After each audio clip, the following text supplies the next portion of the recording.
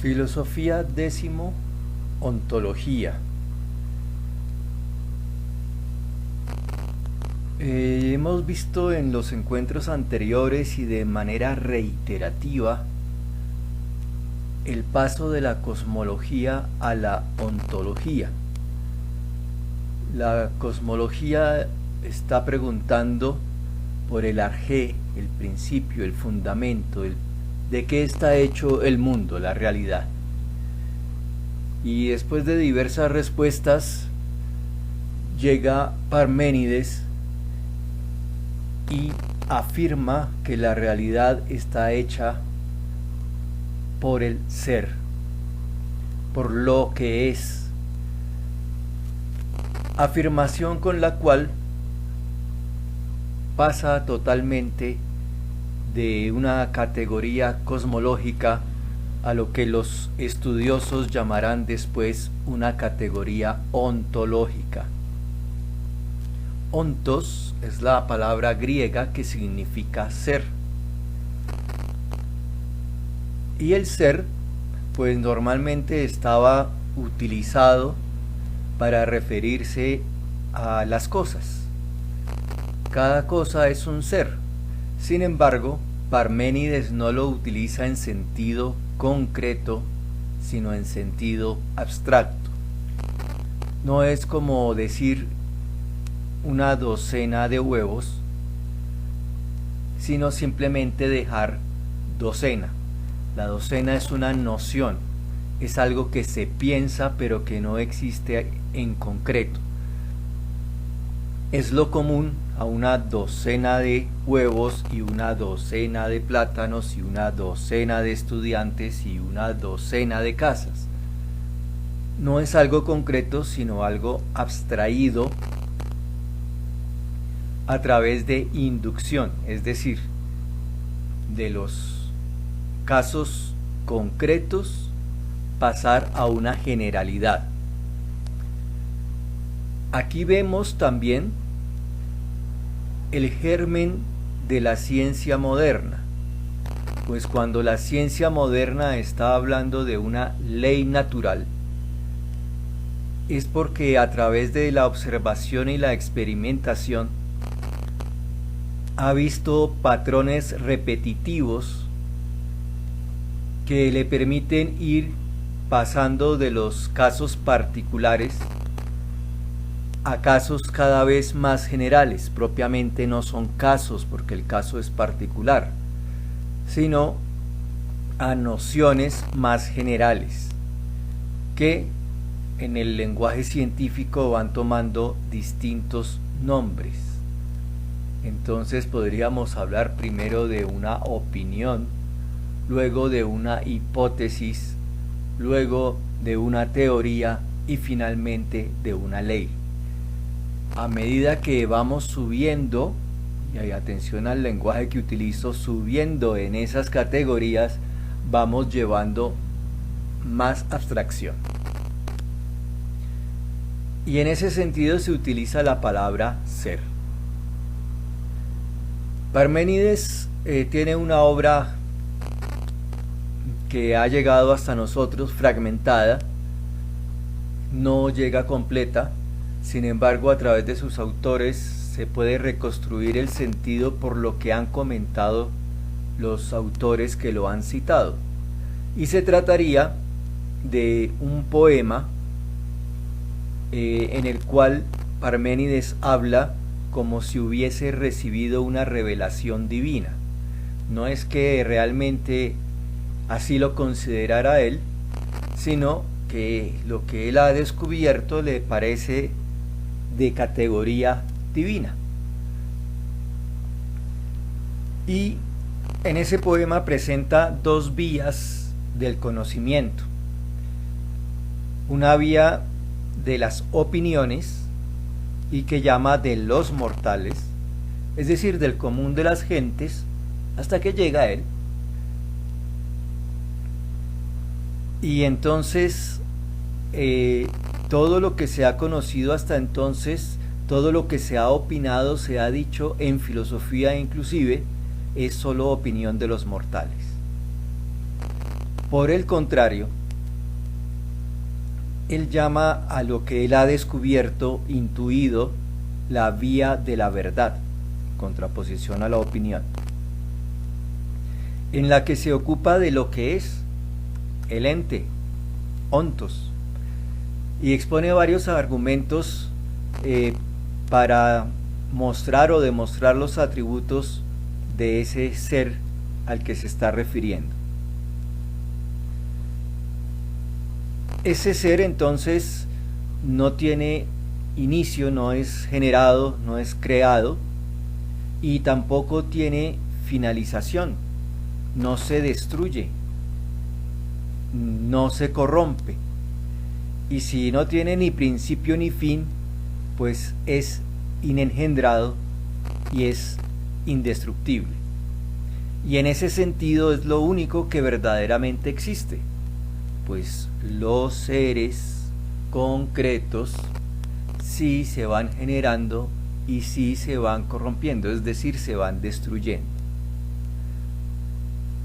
Y al afirmar que el ser es lo único que verdaderamente existe, pues está negándole existencia a la nada.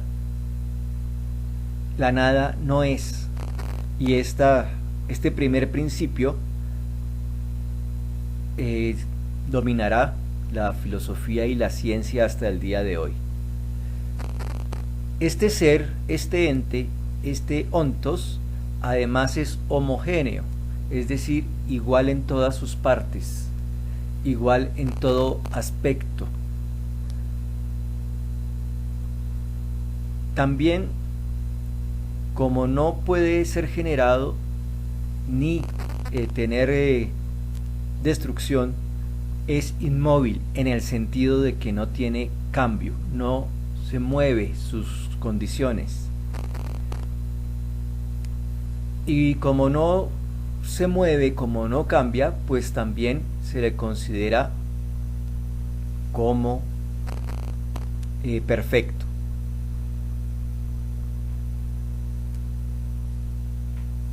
Y aquí pues contrapone esa vía de la verdad a la vía de la opinión, que del mundo percibido por los sentidos, y va a decir que este mundo de las cosas concretas es una ilusión, mientras que ese ser pensado, capaz de llegar a él a través de la razón, es lo real. Ahí sí tendríamos que contraponer al pensamiento científico actual, en que lo que no es material no es real, y lo pensado no es material sino ideal. Entonces allí hay una contraposición fuerte, aunque la ciencia se basa en este tipo de pensamiento. Hemos dicho entonces las categorías, los atributos, las notas que describen al ser. Podemos puntualizar diciendo que el ser es uno. El conocimiento verdadero solo es posible si se refiere a lo que es universal e inmutable. Acuérdense que eso era lo que buscaban al principio de la filosofía cuando se contraponían las explicaciones míticas. Había que buscar algo que fuera universal e incambiable. Y esto es lo que afirma Parménides que es el ser. El ser es eso. Conociéndolo se encuentra entonces una primera categoría, que es, y si se piensa en dos seres diferentes, uno tendría la característica fundamental de ser, y el otro sería lo contrario, sería el no ser, y eso sería la nada.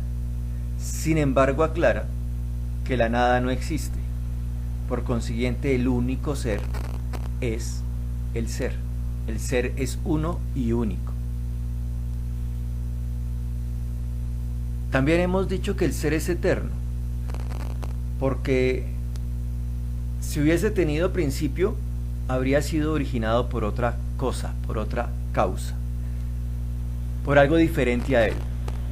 Y ese algo diferente sería la nada, y ya ha afirmado que la nada no es, y por tanto sería absurdo que la nada que no es produjera el ser, lo que es. También es evidente que la nada no puede ni originarlo ni delimitarlo, y tampoco nada produce la destrucción del ser. Entonces, si no tiene principio, pues tampoco tendrá final en cuanto tiempo, y eso es lo que se llama su categoría, su atributo de ser eterno. Es inmutable porque no cambia, ya que la única característica que tiene es ser. Si pierde esa característica sería no ser, y no la puede perder, que sería la nada, y dejaría de ser eterno. Y también es infinito en el espacio, no tiene límite,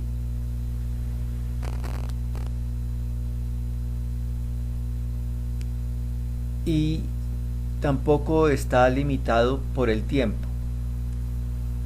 Entonces ese infinito también es eterno.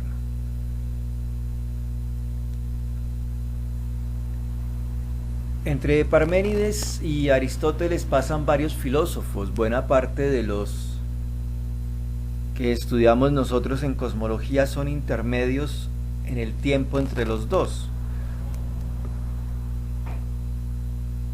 Sin embargo, es Aristóteles también, junto con Parménides, quien critica todo lo anterior para hacer su estudio sistemático sobre el ser. Y dado que esos estudios, esa colección de escritos, están clasificados después de haber hecho su descripción de la física, o sea, del mundo material, y aquí se va a referir al mundo pensado o al mundo inmaterial o mundo espiritual, a estos tratados se les llama metafísica, están más allá de la física, más allá de los tratados de la física. Y con esta ontología aristotélica nosotros hemos desarrollado buena parte de la cultura occidental, y basado la lógica que inclusive llegó a dar origen al pensamiento científico. Vamos a dar paso a una rápida revisión de los términos comunes que utiliza Aristóteles, y que no nos vamos a extender en ellos, aunque son fundamentales para toda la filosofía y también fundamentales para la cultura occidental, porque lo que decimos habitualmente, el lenguaje que utilizamos, está profundamente enraizado, está teñido de este pensamiento aristotélico. Entonces, ya hemos hablado del ser y la nada. Aristóteles dirá que el ser es la sustancia, substare, lo que está por debajo de. ¿Por debajo de qué? De lo que cambia. Y eso es lo que él llamará el accidente. Entonces, ser y sustancia, y más adelante esencia, serán términos que designarán las mismas notas, es decir, las mismas, están definiendo lo mismo.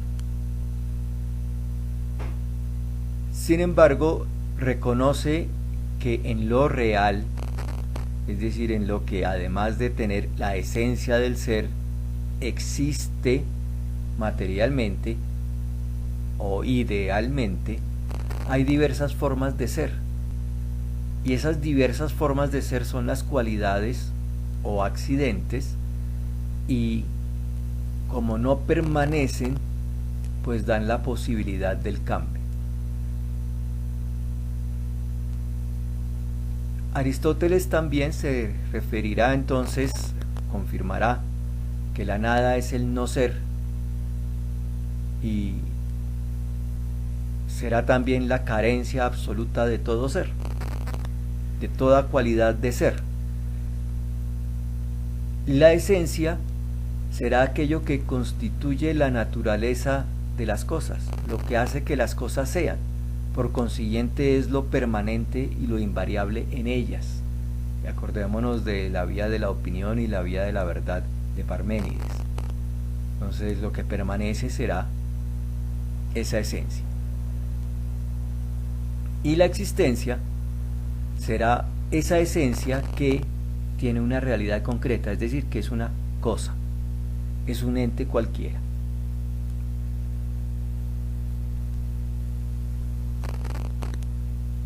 Si nos detenemos un poco en el método de la ontología o de la metafísica, desarrollemos dos elementos nada más. Es especulativa en cuanto que es filosofía y es logos, es lógica. Entonces solo es razón. Y partiendo del principio supremo, el ser, como lo hemos descrito, va interpretando la totalidad de la realidad. Entonces, este ser, la filosofía lo ha ido identificando a lo largo de la historia con distintos nombres y con algunas características particulares. Para algunos es la idea, para otros es Dios o la divinidad, para otros, como lo afirma Parménides, el ser. Ya hacia la edad moderna hay otros filósofos que llamarán la mónada, monos, uno, el espíritu universal, ya esto es siglo XVIII-XIX, o la voluntad, siglo XIX.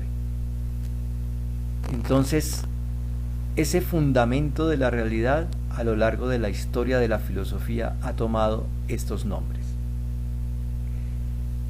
También su método es inductivo, porque en el intento de consolidar de manera unificada los resultados asociados a todas las ciencias particulares, y si estamos hablando de ciencias particulares, vamos desde la historia de la filosofía, las ciencias liberales, hasta llegar a las ciencias actuales, pues ha tratado este método de configurar una imagen metafísica del mundo, es decir, una imagen no material, no captable por los sentidos, sino a través de la razón. Por eso, incluso la ciencia, diríamos que tiene una imagen metafísica del mundo en cuanto que habla de una ley de la naturaleza, que no es algo concreto, sino algo especulativo. Ya hemos hablado entonces de sustancia y accidente. Veamos las relaciones entre las dos. La sustancia no puede ser afirmada de ningún sujeto, de ningún elemento concreto, porque es una abstracción común a muchos elementos concretos. Entonces, la sustancia no se afirma de esta mesa. Sin embargo, esa sustancia, esa idea, para decirlo de alguna manera, sí admite todas las afirmaciones, que serían algo así como las distintas características de las mesas concretas. La sustancia tiene prioridad sobre todo lo demás. ¿Por qué? Porque es lo que permanece. Si no es lo que permanece, no, lo que cambia no tiene dónde estar. El universo como materia, el cosmos, entonces es una pluralidad de sustancias. Una pluralidad de sustancias en cuanto que también tenemos elementos comunes a. Entonces podemos hablar con nuestra terminología moderna sustancia mamífero, o sustancia animal, o sustancia vegetal, o sustancia planeta, o sustancia estrella, o sustancia galaxia, porque lo que hace que esta o aquella sea una galaxia es aquella idea, aquella sustancia que tiene las características comunes a ambas. No puede darse una sustancia sin cualidades. Un objeto concreto es una sustancia más cualidades. Si no tiene cualidades, desaparece el objeto. Y tampoco pueden darse las cualidades sin las sustancias, porque los colores, los olores y demás no se dan de manera abstracta, así como no existe la enfermedad, sino que existen los enfermos. Otra pareja de términos que utiliza Aristóteles: materia y forma. Materia es la realidad primaria, primera, de la que están hechas las cosas concretas. Y ahí pues podría entrar toda la especulación de la cosmología. Incluso podemos llegar a la ciencia moderna y hablar de átomos y moléculas. Su contraparte, la forma, es el principio activo que determina la materia, o sea, la limita para que sea algo concreto, que da a algo su entidad, ya sea sustancial o accidental. Entonces la forma tiene esas dos formas de mostrarse: a través de una sustancia o a través de los accidentes de esa o de otra sustancia. Es el principio activo con el que la materia primera, a la que ya habíamos hecho referencia, constituye la esencia de los cuerpos. Entonces, para que la materia sea algo concreto, un elemento característico, es por la forma. Cuando hay un ser como el hombre, material y espiritual, se aplicará al hombre materia, su cuerpo material, su cuerpo, y forma será el alma.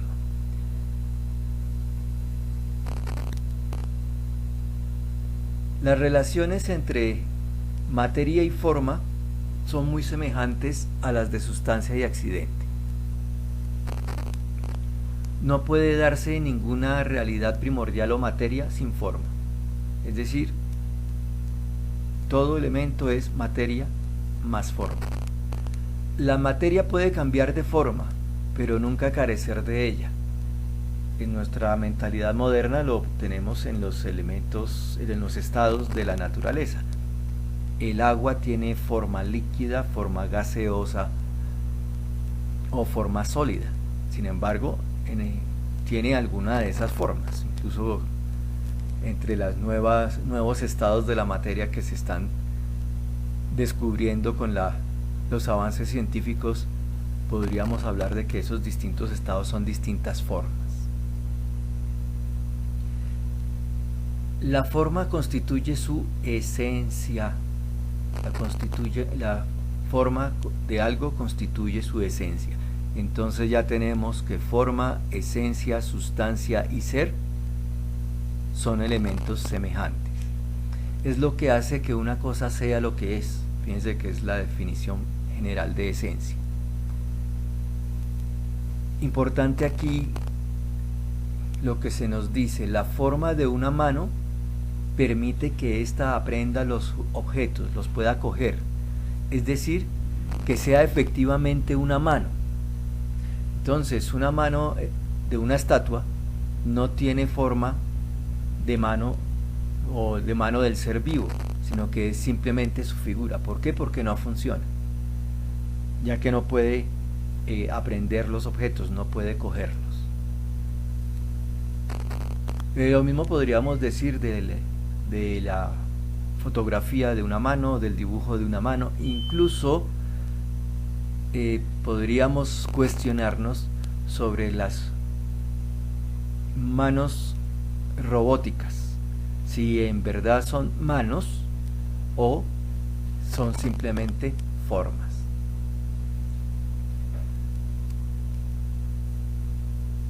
Luego, cuando Aristóteles quiere explicar el cambio de los entes concretos, el por qué esa materia puede cambiar de forma pero no carecer de forma, o la sustancia cambiar de accidentes pero no perder el ser, Aristóteles lo explica a través de 4 causas, así como los filósofos anteriores habían hablado de los 4 elementos. Podríamos de alguna manera comparar con las 4 causas que presenta Aristóteles.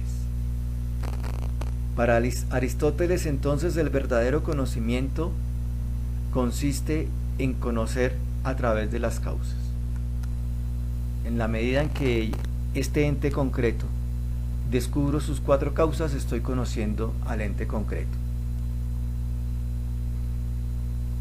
Y para ello, de manera didáctica, Aristóteles nos habla de una estatua, de una escultura,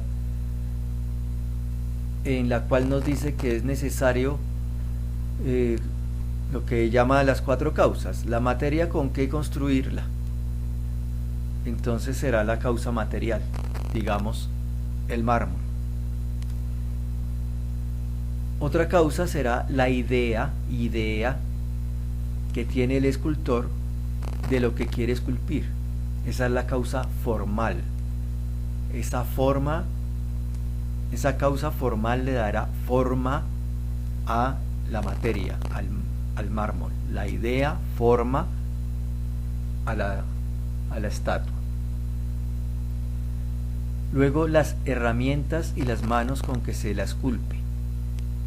Esa es la causa eficiente, lo que hace que el material, la materia, el mármol en bruto, llegue a ser la estatua, es por el trabajo que se ha realizado en él a través de las manos y la herramienta. Y finalmente esa estatua, pues es la causa final, a donde tendía todo el proceso. Tanto la causa material como formal y eficiente estaban dirigidas a la causa final.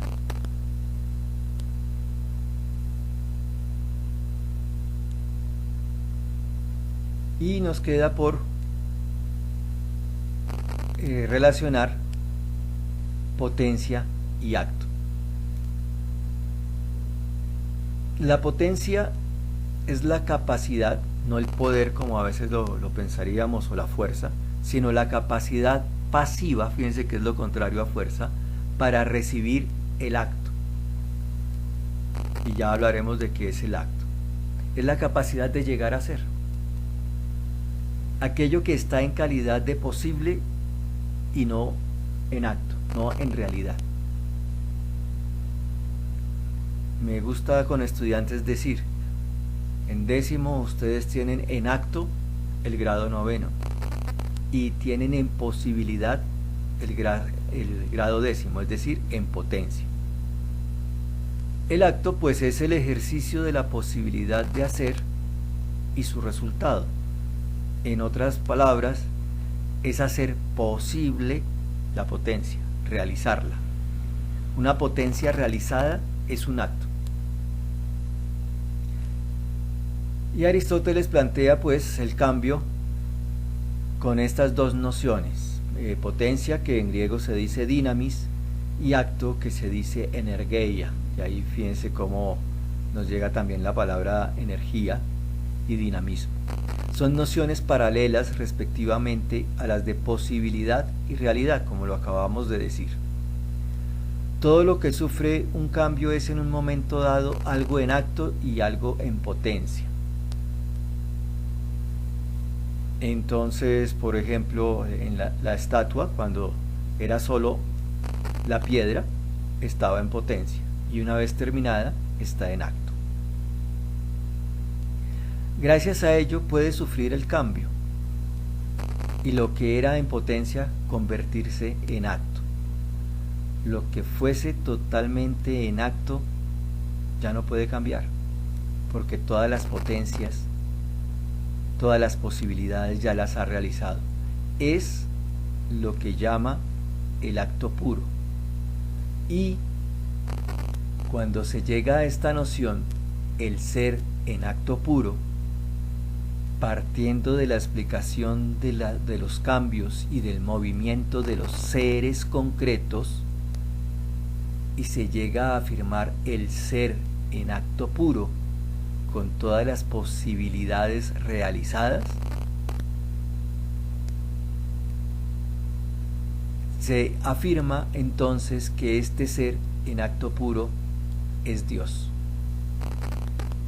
exento de potencia, exento de cambio, porque una vez realizadas todas las potencias, no puede devolverse y perder acto, porque el acto en este sentido filosófico no se pierde. Así pasamos al inicio de la cosmología a la ontología, y aquí al final pasamos de la ontología a la teodicea. Es importante darnos cuenta que la filosofía llega racionalmente, lógicamente, a afirmar la necesidad de Dios a través de este proceso de pensamiento lógico aristotélico. Hasta el próximo encuentro.